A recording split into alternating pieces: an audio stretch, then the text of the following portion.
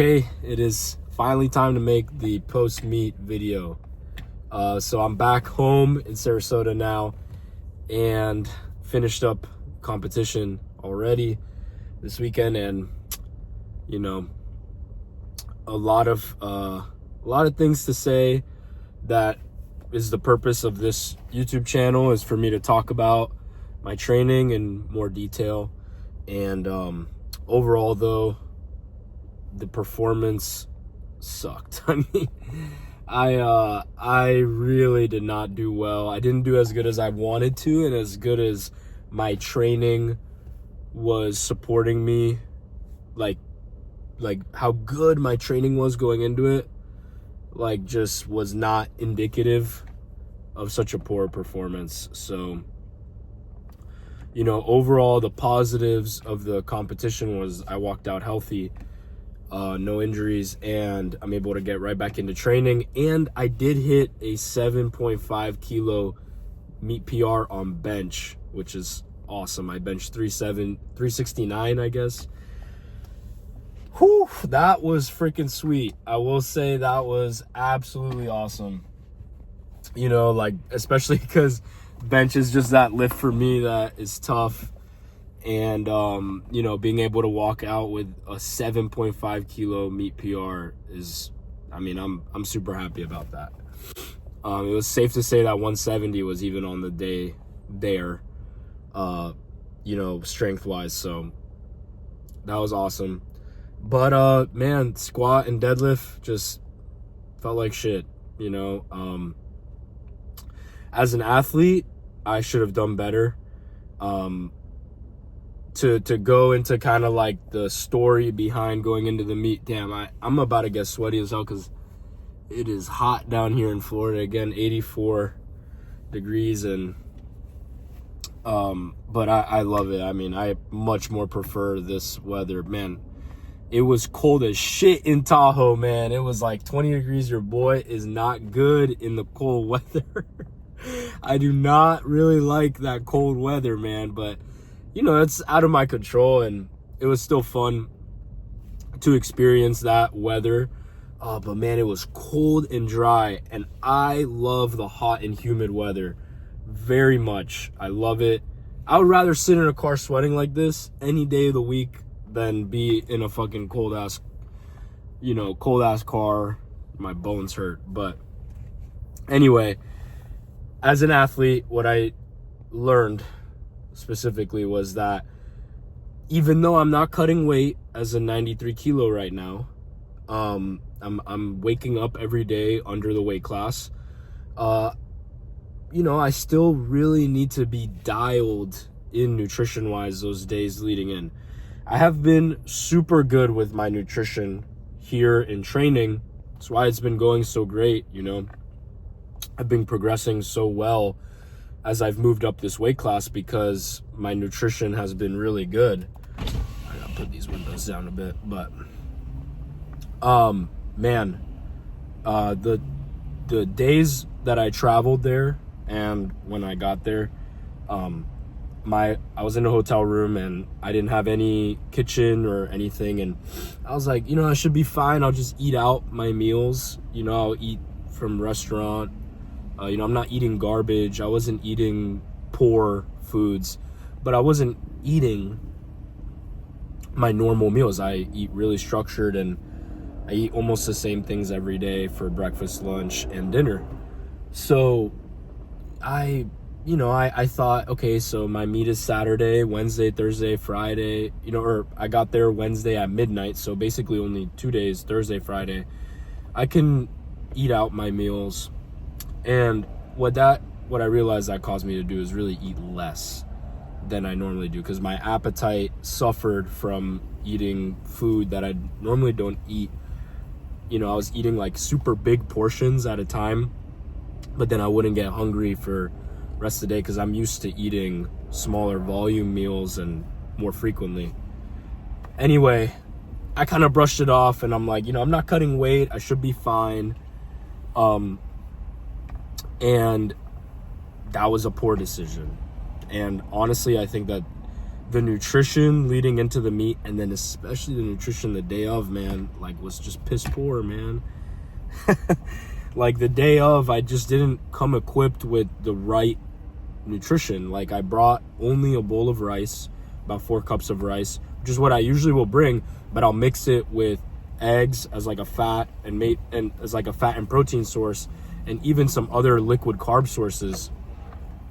I just didn't come prepared. I don't know, you know, I pulled off on the gas, like, really close to it, and my mind was just, I don't know, you know, I think I just, because I'm so used to cutting weight for meets, and I didn't have to cut for this one, I'm like, I can kind of come in, you know, eating whatever, and I should be fine. It's not the case. Not the case at all, man. You know, but I learned my lesson. You know, next time I know exactly what to do. When I have a competition I need to travel for, I actually want to get there even earlier. Especially if there's a high altitude, like at this place was like 7,000 feet, which I didn't even consider that being a factor for me recovery wise. But I remember the first day there, the Thursday, I mean, I felt terrible the entire day. I couldn't catch my breath. Like, my heart rate was elevated. Any little task I did would, like, keep my heart rate up. Just carrying a suitcase up like 3 steps.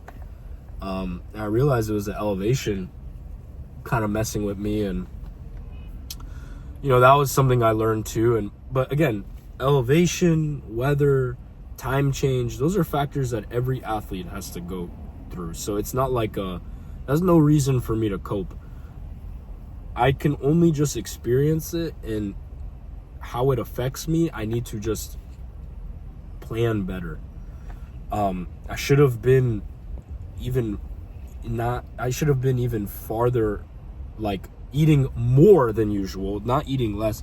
And I wasn't, you know, I wasn't consciously eating less, but should have consciously been eating more, you know.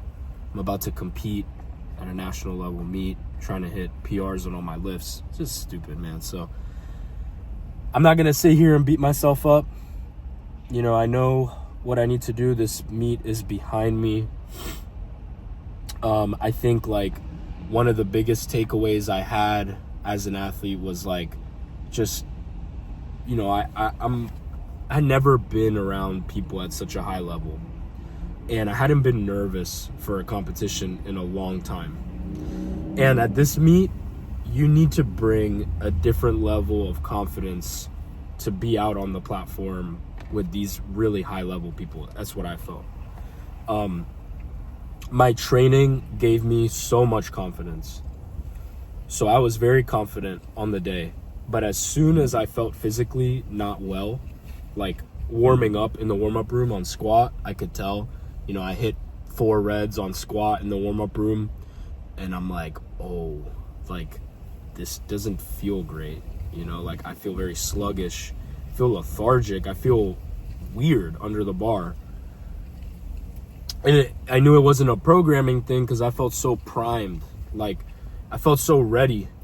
But then my muscles, like my actual, like, just fatigue, recovery sense was low.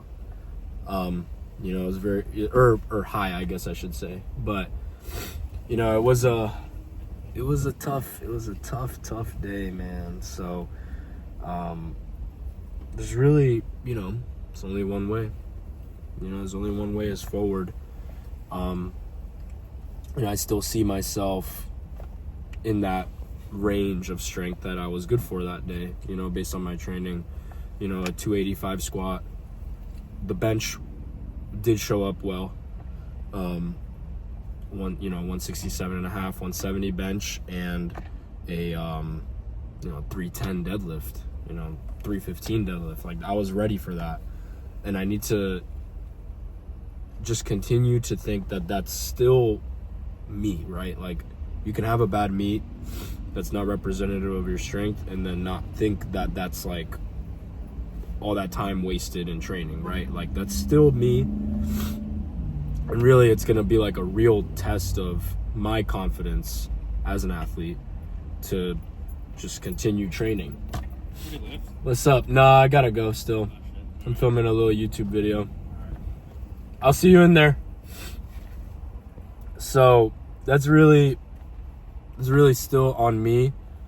And it's a real test. Like, it really is. It's a real test of how I can come back. And look, I didn't even really have like a terrible meet, you know.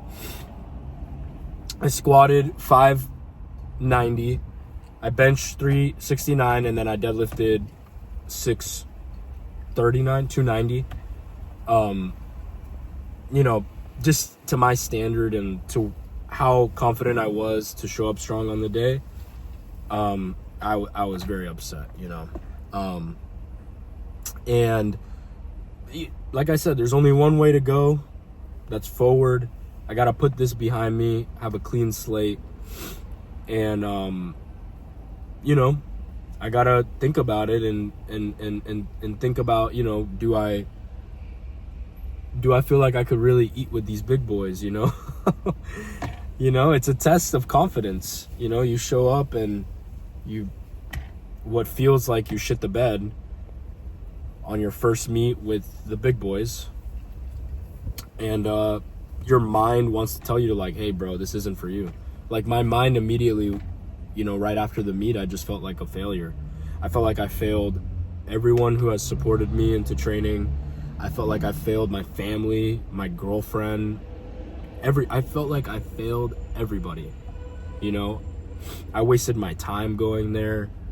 I wasted people's energy to be supporting me. Like, your mind, I mean, shit, I didn't even do that bad, but still, a little setback like that, minus 10 keys on the total from the last meet, you know, it just put me in a place that I'm like, this shit isn't for me, right?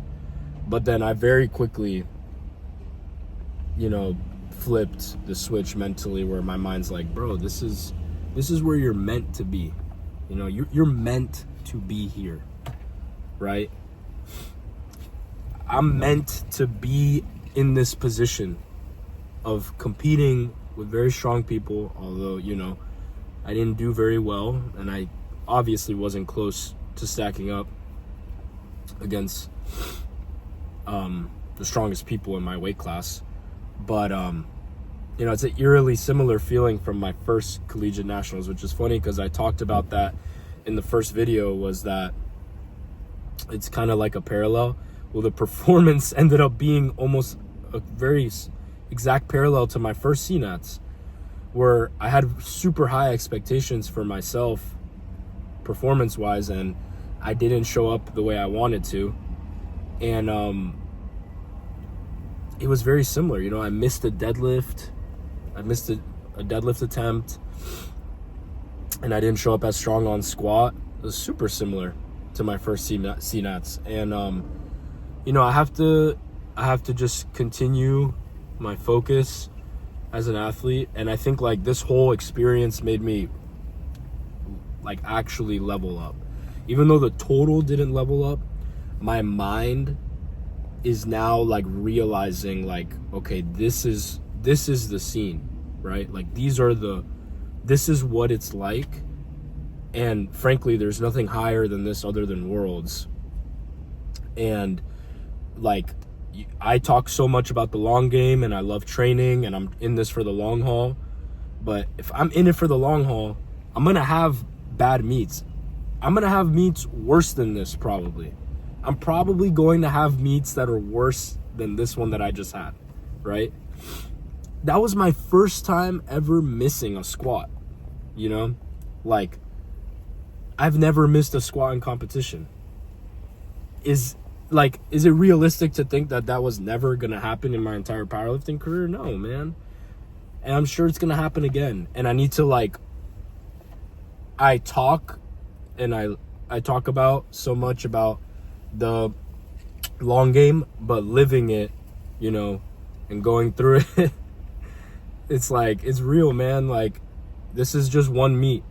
And in the moment, it feels like the meet for me, you know, but every meet, you learn, you adapt, you grow, and I'm committed. I'm committed to this 93 kilo weight class. Like, I want to stay in here. I want to get bigger and stronger, and like I'm so committed to like this path that I'm in, that even though this meet didn't go as I wanted it to, like it almost solidified it for me that this is like where I need to be, you know, because there's so much growth that can happen for me, not even strength wise, but just like mentally, like to feel like I'm going to actually grow and like, yeah, just, I don't even know, like to feel like I'm actually gonna grow as a person, I guess I should say,